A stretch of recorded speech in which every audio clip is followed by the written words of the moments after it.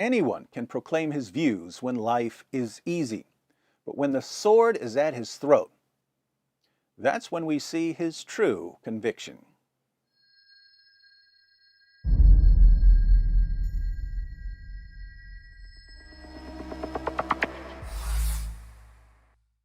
Paul and Muhammad were both persecuted.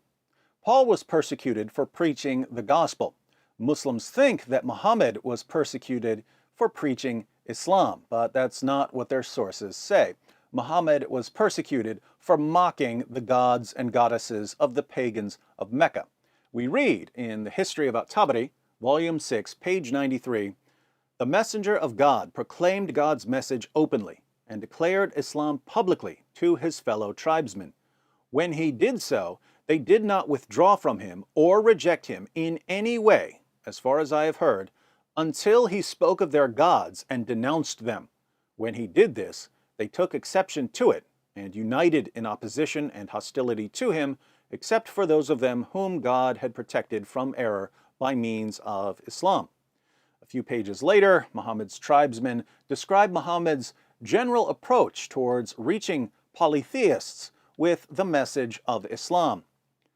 "We have never seen the like of what we have endured from this man. He has derided our traditional values, abused our forefathers, reviled our religion, caused division among us, and insulted our gods. We have endured a great deal from him."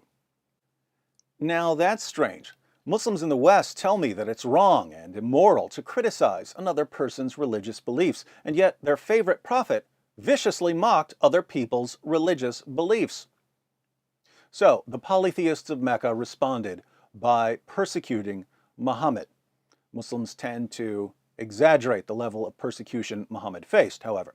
The pagans threw pebbles at him, they spit on him, they eventually decided to kill him, but this persecution only lasted a few years until Muhammad moved to Medina. That's when the persecuted Muhammad became Muhammad the persecutor. In comparing the lives of Muhammad and Paul, we quickly realize that the persecution Muhammad suffered was a joke compared to the persecution Paul suffered. Paul gives us a partial overview of his trials in 2 Corinthians 11. "I have worked much harder, been in prison more frequently, been flogged more severely, and been exposed to death again and again. 5 times I received from the Jews the 40 lashes minus 1. 3 times I was beaten with rods. Once I was pelted with stones. 3 times I was shipwrecked. I spent a night and a day in the open sea. I have been constantly on the move. I have been in danger from rivers, in danger from bandits, in danger from my fellow Jews, in danger from Gentiles, in danger in the city, in danger in the country, in danger at sea, and in danger from false believers. I have labored and toiled and have often gone without sleep. I have known hunger and thirst and have often gone without food. I have been cold and naked." Paul wrote these words in the mid-50s AD. He still had years of beatings and imprisonments ahead of him, so by the end of his life, most of his body would have been covered in scar tissue.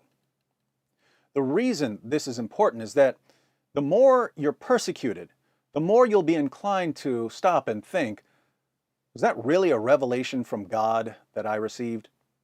I need to be sure because it's costing me a lot. We know that Paul had complete confidence in his revelations because he endured outright torture over and over and over again. Muhammad was persecuted, but given the endless supply of wives and sex slaves and money and special moral privileges that only applied to him, we'll just never know how long he would have endured if he had faced anything remotely resembling what Paul faced. On a side note, I'm always amazed at the Muslim reaction to the persecution of Muhammad in Mecca. Muslims look to this period and complain about the intolerant pagans. How could they persecute our beloved prophet? Why were they so bigoted and Islamophobic? But let's be consistent for just a moment. Muhammad preached openly against the religious beliefs of the people of Mecca for about 10 years, and he survived.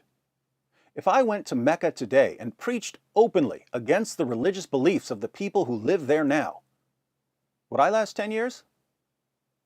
Would I last 10 months? 10 days? 10 hours?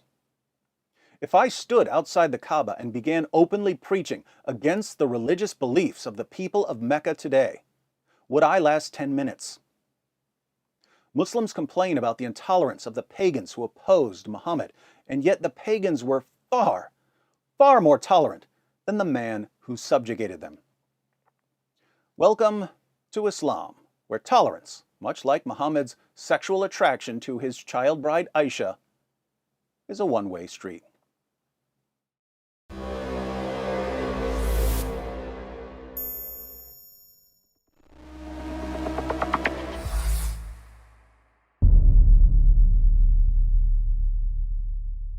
Hi everyone, thanks for watching. In case you stumbled upon this video while browsing or searching, I wanted to let you know that it's part of a series comparing Paul and Muhammad.